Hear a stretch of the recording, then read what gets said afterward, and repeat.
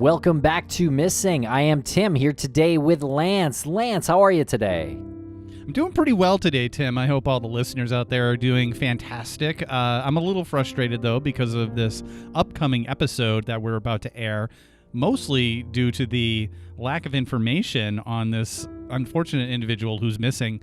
But I'm hoping I am not talking to another unfortunate individual. How are you? I am doing well. Thanks a lot for asking, Lance. You're right. There's really not a lot of information on Elliot Scott Roberts. This case did come into private investigations for the missing, and Kathleen Studer put together this research for us, so thank you to Kathleen. And Elliot Scott Roberts went missing on March 3rd, 2021, or at least he was last seen on March 3rd. He wasn't actually reported missing until March 18th, 2021, and this is from Caryville, Campbell County, Tennessee. He was 50 years old at the time of his disappearance, 5 foot 7 inches, about 125 pounds, had brown hair, blue eyes, and he was wearing a gray pullover sweater. And I think it's important to note that even though there isn't a lot of information on this individual, we still have to talk about these people because you never know what'll come of it. We put this out there, maybe someone in Caryville saw something that they never reported. Maybe there's a family member that can talk with us, but it doesn't matter how much information there is out there about anybody. If they're missing, they still deserve to have as much time as possible focused on their disappearance. Yeah, absolutely. And if you're wondering what Private Investigations for the Missing is, it is a nonprofit that was founded by Bruce Maitland, who is the father of Brianna Maitland, who is missing from Vermont and is still missing from Montgomery, Vermont since 2004. And Lance and I are on the board of PIs for the Missing, and you can check out everything that they're doing at investigationsforthemissing.org or on social media, and there are links in the show notes.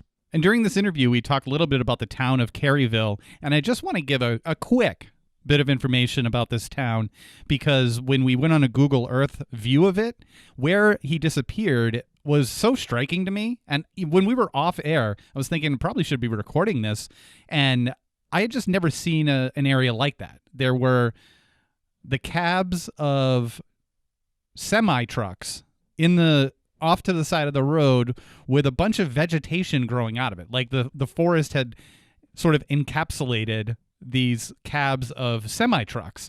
And I looked into the town itself, and as of 2020, the population of Caryville was 2,212. And out of the 2,212 people, 2,091 are white. This is from the U.S. Census. 94.35% of the people there are white. And then it's broken down to Black, Native American, Asian, Hispanic. And that's not me saying anything specific about the area. I just wanted to, again, paint the picture of what we're looking at in terms of the town. And if anybody has any information on the whereabouts of Elliot Scott Roberts, you are instructed to contact the Campbell County Sheriff's Department at 423-562-7446. Okay, Lance, and before we get to the conversation that Jennifer Amell from Crawlspace Media also joins us in, I want to mention our Missing Premium service, and you can check that out at missing.supportingcast.fm. Lance, that's where you can get ad-free episodes of Missing. You can get our bonus show. What else? Tim, we've been very excited about this. We've been putting together all of the material to make sure that our listeners get a full premium experience, and there are a couple of elements that I know you're excited about, I'm excited about, and I can't wait to let our listeners know. One of the coolest things that comes with the basic tier, in addition to those ad-free episodes, for only $2.99 a month, you can sign up to be a part of the Text Club. We are not going to bombard you with text messages. This is an efficient way for us to communicate with our audience when a new episode drops, when a bonus episode drops. If we have live shows coming up, we can put links in there. It can be a very efficient way to interact with our audience. We just might send you a little hello to make your day a little better, but we're not going to bombard you. You can voluntarily opt in or out, so that's cool. There are 3 exciting tiers, Lance, and you can check them out at missing.supportingcast.fm. Okay, everybody, thanks a lot for listening. We're going to break for a commercial real quick, and we'll be right back with our conversation with Jennifer Amell about Elliot Scott Roberts' disappearance. Follow us on social media at MissingCSM.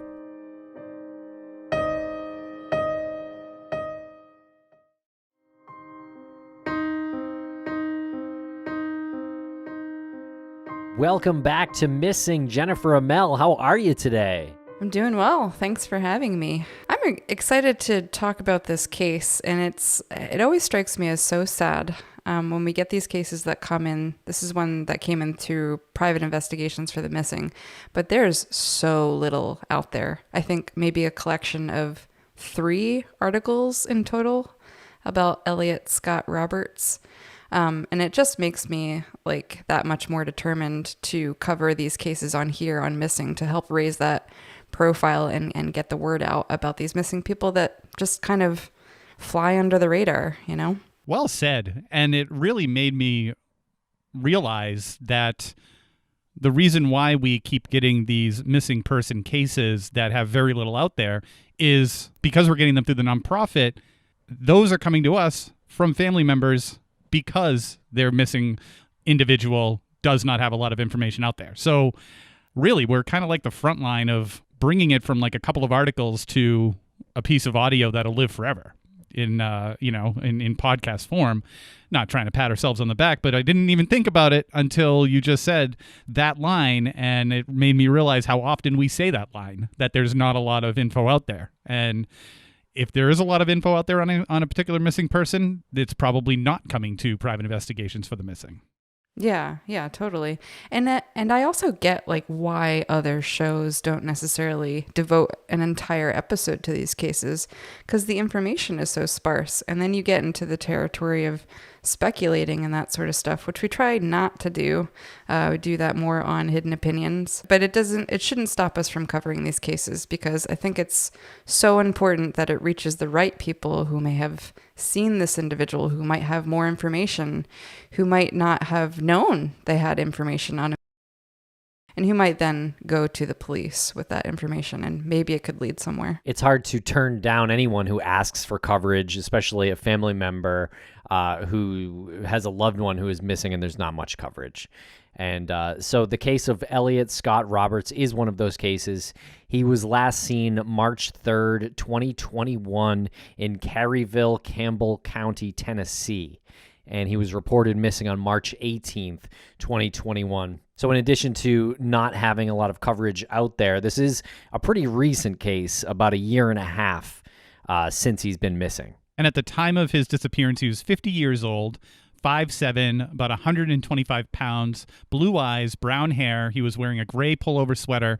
And interestingly enough, speaking of not having a lot of information out there, he's not in NamUs or the Charlie Project at this time, which is a bit unusual at this stage. Yeah, I mean, Charlie Project and NamUs are amazing databases for information on missing people. I mean, NamUs in particular on Jane Doe's, unclaimed peoples. But yeah, it's a real wonder why it's not in any of these databases. I know it's an official missing person. We got that through law enforcement or whatever. But yeah, I guess some of these cases can even slip through the cracks with such excellent projects like Charlie or NamUs, unfortunately. Absolutely. And Kathleen Studer helped us with research on this case. So big shout out to Kathleen. Thanks a lot, Kathleen Studer. She's really a powerhouse, isn't she? She is. She does so much good work. Yeah, she really devotes a lot of time. And just to reiterate, this is all volunteer. Kathleen's not being paid, so she takes her own time. She has a full-time job, too. She takes her own time to do this work, so thank you again, Kathleen. And Elliot Scott Roberts went by Scott to friends and family. He went missing, as we said, from Caryville, Tennessee on March 3rd, 2021. And he attended Campbell County Comprehensive High School in Jacksonboro, Tennessee, a town that was midpoint from where he grew up in LaFollette and where he was at the time he went missing in Caryville.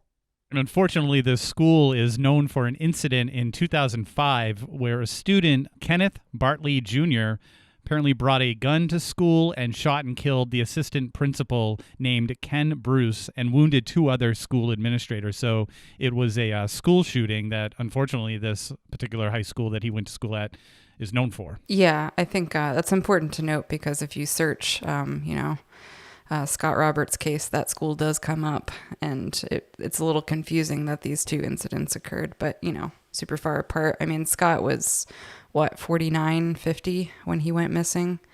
So, I mean, high school was, far in the past for him. But yeah, important to note. And Scott noted on social media that he attended the University of Texas at Austin and that he was self-employed, but also linked employer SL Tennessee, which is an automotive supplier in Clinton, Tennessee, around 16 miles south of Caryville.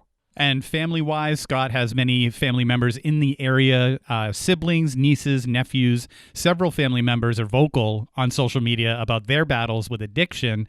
And Scott apparently did have some brushes with the law in Campbell County, the last of which was in June of 2019. He was arrested for public intoxication. But those are just bullet points here. It's not known if any of these played a part in his disappearance. I was going to say, it's really hard to suss out when people have, the disease of addiction. I mean, these things can come into play in missing persons cases if someone is so disoriented that they get lost or, get in a fight or, it just makes them a much more vulnerable population. And unfortunately, it seems like Scott did have a problem with alcohol. Well, in the words of John Frizo, who we've had on the show a few times, he's a former New York Police Department detective from the Missing Persons Unit and also a lieutenant. He said in one of our interviews, and I know you said that this is a disease, and it is, but he said the first thing they do is look for the vice. And the vice usually is what will lead you to a missing person. Not exactly like where they're at, but it'll lead you to the reason, usually. So I'm not saying that this is the case here, but coming from his point of view and his experience looking into hundreds of cases, I mean, that was one of the first things that he said. Yeah. I mean, of course. Yeah, you have to look at that under a microscope. And I mean, this can easily slide into the territory of victim blaming, that they, purposely made themselves go missing because they had these addictions or whatever. And that's just not true. I mean, like I said before, it's a disease like any other disease. It just makes people more vulnerable to these things happening. Yeah, good point. And I wasn't saying that to, again, say that this was any sort of way to shame a person. It is like essentially what you just said, and you're just agreeing with John's perspective on that. Yeah, totally. I mean, he would know better than us, right? And Caryville, Tennessee is a small town nestled at the corner of a valley between mountains to the west and north. The population in 2020 was around 2,400 people, and its economy comes mostly from the restaurants and hotels, motels along Interstate 75. And Caryville is also one of the gateways to the large recreation area in the valley that's made up of the Powell River and Norris Lake. And on the Powell River, there's the Norris Dam, and this dam creates kind of a snaking river with finger inlets all along, which is full of resorts and lodges and campgrounds, so it seems to attract a large tourism population. And State Route 25 West runs along the north side of the valley and connects Caryville with the towns of Jacksonboro and LaFollette. And the distance between Caryville and LaFollette is about 9 miles. And just to reiterate, Scott was living in LaFollette, but he went missing from Caryville. Right. And Jacksonboro is about the same size as Caryville, and LaFollette is closer to twice their size as far as population goes. And all these towns are part of Campbell County and a part of the Great Appalachian Valley. So besides tourism, the county's main source of revenue comes from the bituminous coal mines, which are the largest producing mines in Tennessee. Interesting fact about mining in the area, saltpeter, which is essentially salt, was also mined in that area during the War of 1812 and possibly the Civil War. So bit of a history lesson there for you guys. And so Scott was last seen on Wednesday, March 3rd, 2021, when an unnamed witness stated that they dropped him off near the Red Ash Baptist Church in Caryville, Tennessee. And it has not been reported what the purpose for dropping him off there was. Yeah, it's an interesting little fact. I mean, starting at the basics here, it's like, who is this person who dropped them off? Unnamed witness is an interesting way to put it. I mean, we don't know if it was a friend, if it was a family member, or if, like, Scott was hitchhiking. I mean, it doesn't seem likely. It's not too common nowadays. I mean, this was 2021. But yeah, I'm really interested to know who this person was. And then the second question is, why? Like, why was he going there?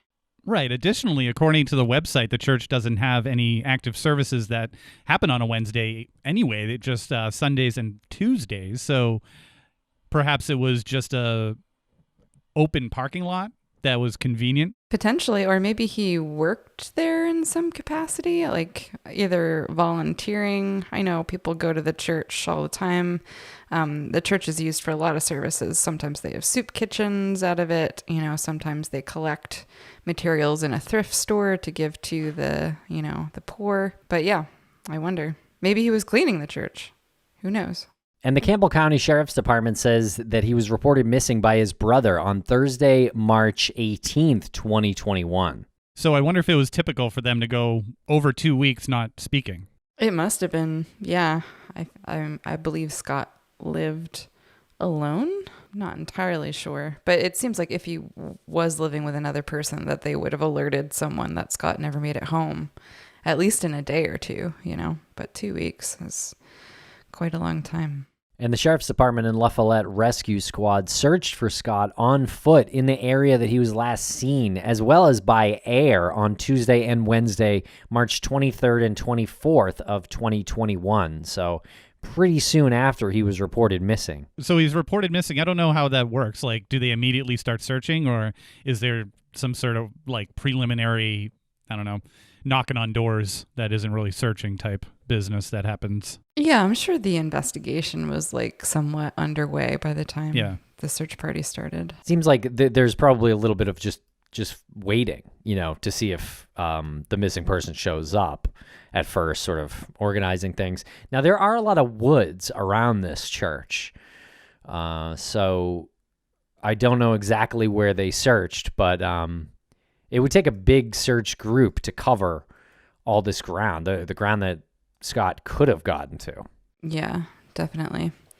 And there wasn't anything officially reported in any, known news site, but our researcher Kathleen went on to the website Web Sleuths. We're all familiar with that one. It's where like anyone can kind of get on and talk about certain cases or volunteer information on there.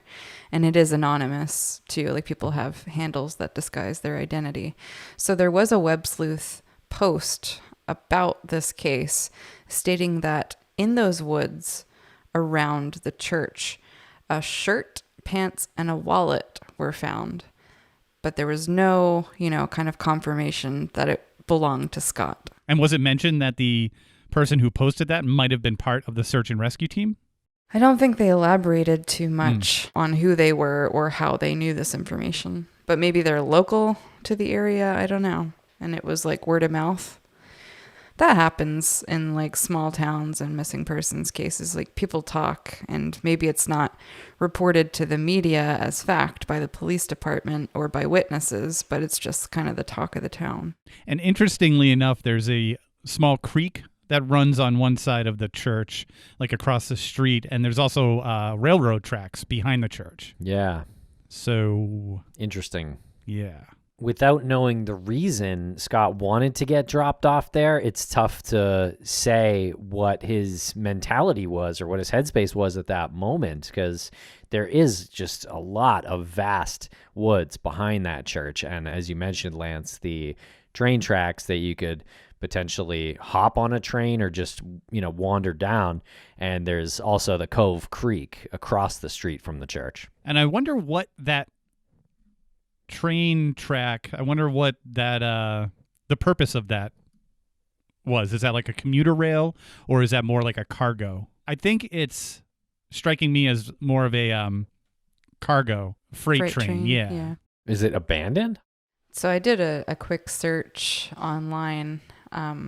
Doesn't seem like there's any working commuter rails there.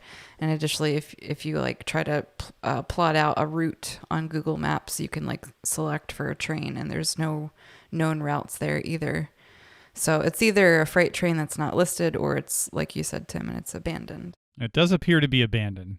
And we'll be right back after a quick word from our sponsors.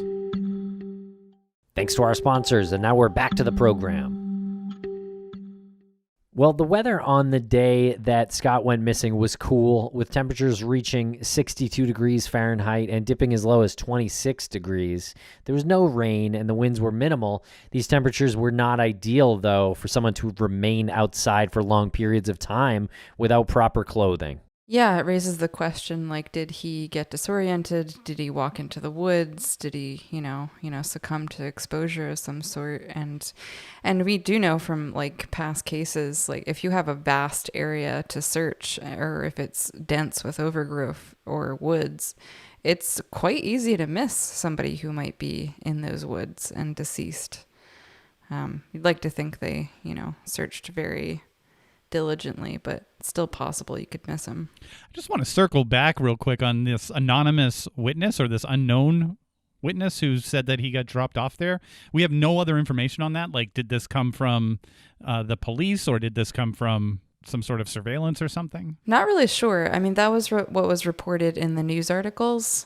So, that reporter may have just talked to the police and that's what they were able to release. Like if that witness wanted to be anonymous in some way. Yeah, we don't have anything more on that. And there are numerous missing adults in Campbell County, Tennessee. And here's a few of the cases.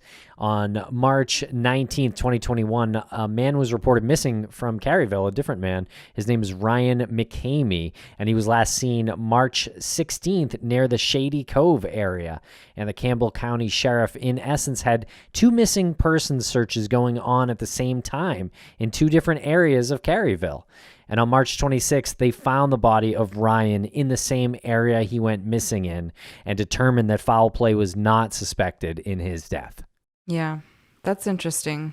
I mean, and quite a coincidence, too, that two people could go missing at the same time. And doubly as interesting that it wasn't foul play. Like, looks like it's just a coincidence. So on June 28th of 2017, there was a 42-year-old Roman Keith Wright. He was last seen at his home on Bethlehem Road in LaFollette, and family members say no one has seen or spoken to him since. And we have even less information about Roman's disappearance than we do Scott. And on March 31st, 2019, 33-year-old Adam Clint Bard went missing in the Stinking Creek area of the mountains north of LaFollette. His vehicle was located, but also he has not been found. And just a little bit while later, on August 8th of 2021, two brothers also went missing in the area of South Caryville. That's 51-year-old Scott and 44-year-old Tracy Hawkins. So Scott and Tracy Hawkins, they had driven to the Holly Gamble funeral home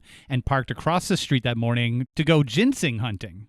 They were expected to return around 6 p.m. that night, and when they did not, their mother reported them missing. Again, the Campbell County Sheriff did an extensive search for the brothers, but they have not been found as of this date, and that was August 8th, 2021. However, they did locate their vehicle, where they left it, and a local hunter captured an image of them on a game camera. Very interesting. That ginseng hunting is pretty interesting. I was doing some Googling about it, and a pound of ginseng can be worth between $500 and $1,000.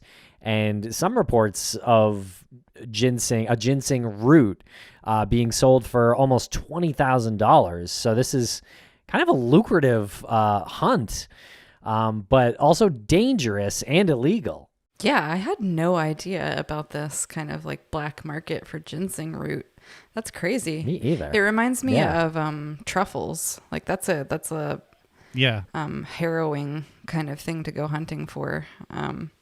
I don't know if like it gets into like crime though for truffle hunting, like ginseng maybe does, but apparently it grows in this area. And does anybody have any account of Scott being a ginseng hunter? Not that I know of. It's just an interesting thing to note, especially because there was these two brothers who went missing in August of 2021, and they were involved in this black market ginseng thing. So yeah, I have no idea if Scott is related to this at all. It's super fascinating. Some hunting areas have become like the Wild West, they said. And states including Tennessee have regulated the hunting and gathering of ginseng with a myriad of laws to, I guess, keep things under control. So I wonder how competitive and potentially violent this could be. Yeah, if Scott and Tracy Hawkins disappeared because of their hunt for ginseng, they disappeared before the hunting season was legal in Tennessee. It's noted here that the hunting season for ginseng is between August 15th and December 31st of each year. So if it was illegal in some way, maybe others were competing with these brothers to get the ginseng. Maybe, a fight ensued and it was related that way. But yeah, pretty crazy thing. Yeah, it really is. It's pretty interesting. I never heard of the show Appalachian Outlaws, but apparently they had a couple of seasons and it premiered in 2014 and it was about ginseng hunting. And that's pretty interesting to me. Yeah, apparently in that show, Tim, there are like territorial battles over people's, hunting grounds. Like they will claim grounds, like an area of the woods or whatever, and protect it against other hunters. And apparently people have died at the hands of those trying to protect their patches because over-harvesting is a huge issue. I mean, due in part to how much money you can get per pound of ginseng. I mean, for example, there's a man in Maryland who has a secret patch, and he makes between $250,000 to $1 million a year just by selling that ginseng that he harvests.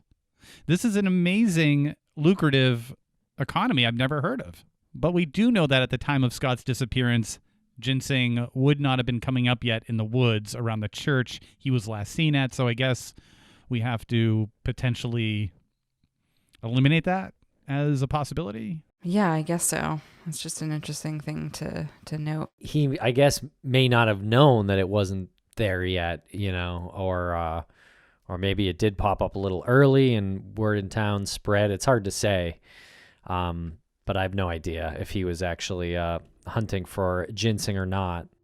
Or maybe stumbled onto somebody's ginseng patch and... Yeah, I think that seems like a possibility if there was foul play. And especially for the two brothers, too.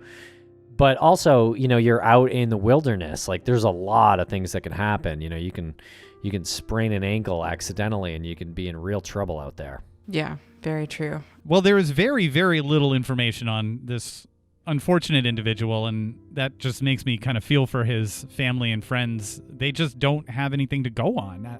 It just blows my mind that we hear all the time, like, how difficult it is to, I don't know, leave your life or like disappear. And apparently it's not. Yeah, I really feel for Scott Roberts' family. I know the person who submitted his case hasn't gotten in touch with us yet and hasn't spoken to our PIs either. But we're hoping if they hear this episode to please reach out. We'd love to know more about Scott. And indeed, if you have any more details or information about his disappearance, we'd love to know that too. And if you have any information, please contact the Campbell County Sheriff's Department at 423-562-7446. Or you can contact Private Investigations for the Missing at investigationsforthemissing.org. You can email them piftmtips@gmail.com or call them at 866-331-6660.